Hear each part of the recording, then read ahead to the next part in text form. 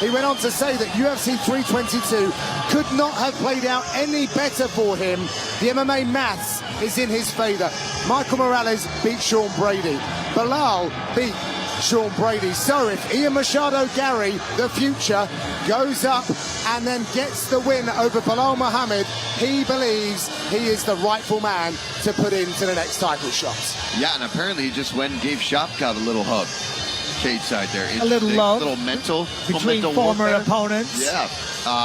But Ian Machado Gerry, this is a guy who, he says the right things. He's got the greatest energy. He brings it to the fighter meetings. He brings it to media. But more importantly, he shows up on fight day and he wins fights. And, you know, you've got to give such respect to this young man for taking these last couple fights on short notice against Shavkat, one of the most dangerous guys in all of the division, undefeated.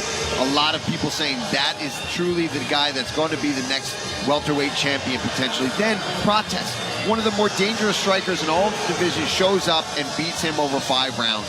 Again, on short notice. Now he's had an entire camp to prepare for this one. So if he looks that good on short notice, what is he going to look like here tonight with a full training camp behind him? Ian Gerry might be one of the most cocky human beings you have ever met. And I've met a lot. But you know what? I love it, because in this game, you need that. And he has the skills to back all of it up. 16-1. The only loss to Shavkat Rakhmonov, a man that's supposedly in line for the title, but given the state of the welterweight division, we don't know what's going to happen.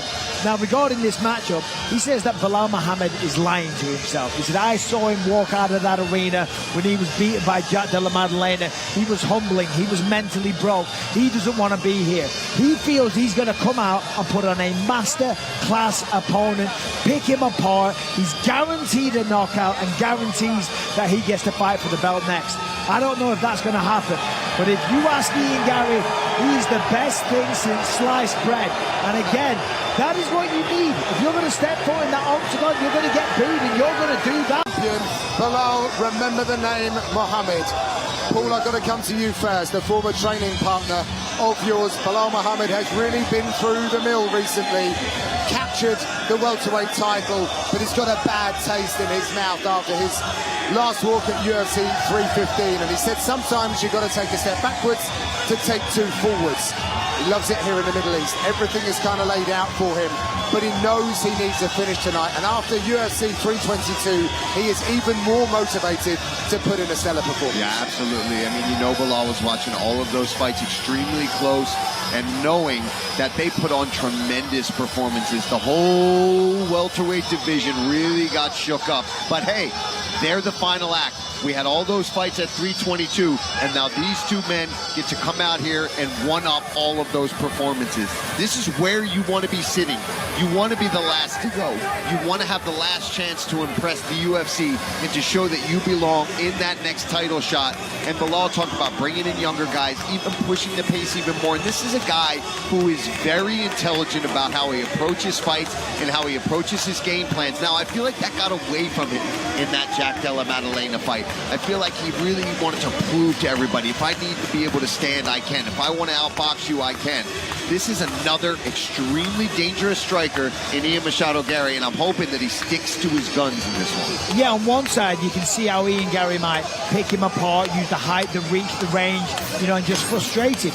On the other side, you can point to Belal Muhammad versus Leon Edwards and say this is a clean-cut style for Belal. Go forward, get the takedown, out-wrestle him, and make it a miserable night. So, definitely a clash of styles, to use that cliched expression. However, one thing that does worry me is that Belal doesn't move his head too much. And Ian's going to dance around him. He's going to frustrate him. He's going to look for head kicks.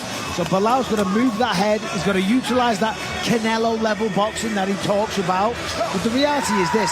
The man believes in himself. He's had a great training camp. And he has had 2 of the perfect training partners in Ignacio Bahamondes and his younger brother. If you want 2 guys that are tall, that are lean, that are highly skilled on the feet, and that can push you through the paces throughout an entire training camp and replicate the style of Ian Gerry very well, I don't think you could ask for 2 more better suited partners. So Belal, listen, is he going to look for the takedown? Of course he is. It's going to be very interesting to see how it plays out, because Ian Gerry, just looking at him now, the way he's walking around the octagon, you would think that this is a foregone conclusion already. Absolutely, yeah, just always full of confidence. But Belal, the former champion. Ladies and gentlemen, this is the co-main event of the evening. This fight is 3 rounds in the UFC welterweight division. Introducing first, fighting out of the blue corner, a mixed martial artist, holding professional record, 16 wins, 1 loss. He stands 6 feet 3 inches tall, weighing in at 170 pounds. Fighting out of Dublin, Ireland, by way of Belo Horizonte, Brazil, presenting the number 6 ranked UFC welterweight contender in the world, the future, Ian Machado Gerry.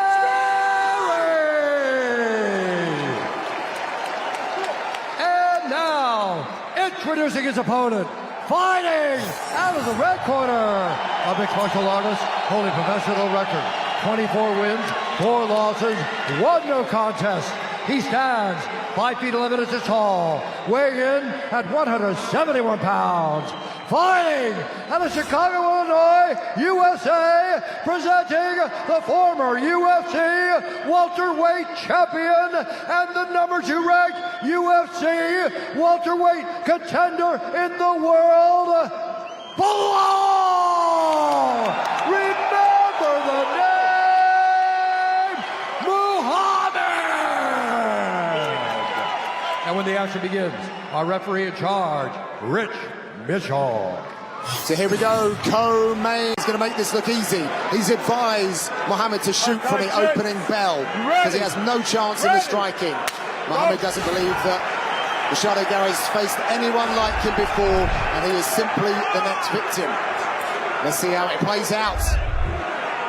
A lot of money coming in on Ian Machado Gerry. Open as a minus 290 favourites now, a minus 340 favourites. And this is one of the things about Ian Gerry that gets overlooked because, you know, he is so confident, and some people love that, and some people really don't like it. In all of that noise... Come on. Belal, Ian, go stand over. Ian, over here. Over here. Oh, we've seen this Belal, before. Here. Stay here. Let's see. Take your time, 1 second. Yeah. Just like Leon Edwards. Give me the cloth. Just like the last time in the Middle East. Doctor. It was the second. No coaching. Over here for me, Belal. No, where's the white? For his eye. All right, didn't bring in a towel. Get him a white. You want a white? White. Stay here for me, right? No nonsense, Rich Mitchell not happy with the medic. I mean, literally seconds into the fight, so this is far from ideal. What's your Where's fingers the now? blood coming from? That's on Little his scratch on cheek. the cheek. From the fingers? I think he's supposed to be wiping the eye, though, the right eye. Yes, correct. Not being a cut man. No, He's okay, you can tell, don't he's do fine. it. Let's have a look there. It might have been the fingernails.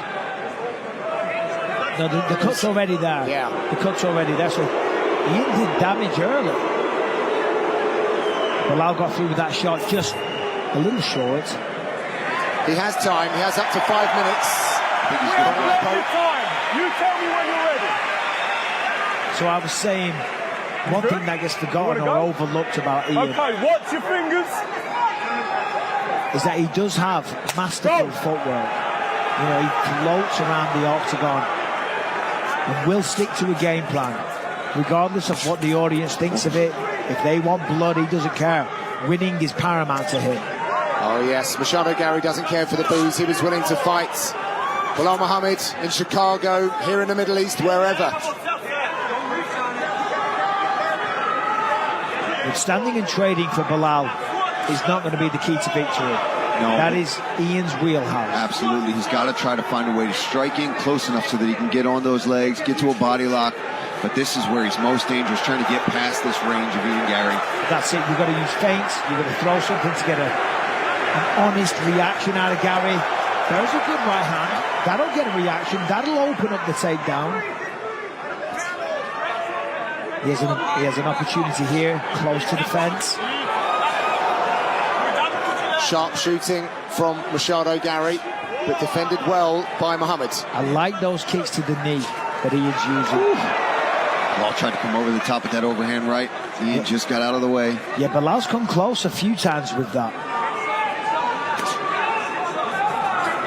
There it is again. I'd like to see him try to shoot behind that too. Or throw a left hook on the end of it, because through. Ian's moving to the right.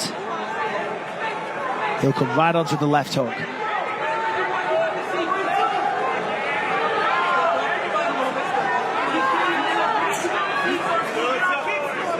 Belal's backing him up slowly here. Good angles by Machado Gerry. I think that was a bit of a slip. Yeah, and then he used it to his advantage. But then he clipped right him. Back out to the center. A slip and a clip.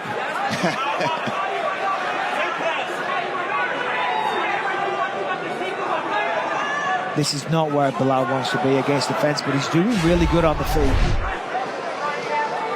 Yeah, looking at our unofficial stats, they're pretty even so far in the strikes that have landed. Oh, That is a very significant low kick, however. think back to the Neil Magny fight. Yes, where he just battered his legs. He crippled him with those calf kicks. He's using that chassé kick as well that the Jackson Wink team likes so much. Yeah, just stomping on that front leg. Obviously, that's going to slow the forward pressure down of Muhammad. Belal's not throwing that right hand though to set something up. He's throwing that to knock Ian Garry out. All right, he's got him tied up here. Okay. Now he does have good takedown defense, certainly against the fence. You know, there's the whole system, the underhooks, the whizzers. People practice it all the time against the cage wall in the gym. He did very well against Shavkat Rakhmonov in this scenario. Just a reminder, 3 rounds for this contest. The former champ Belal Muhammad has gone 5 rounds in his last 3 fights. Oh, again. Belal is finding a home for the right hand. Oh. Another solid leg kick from Machado Gerry. Oh man, these guys are coming close. Yeah. Landing some big shots.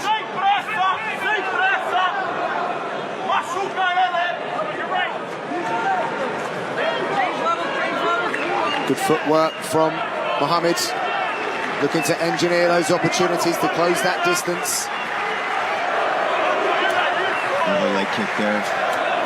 Clipped him again. Belal got through the left.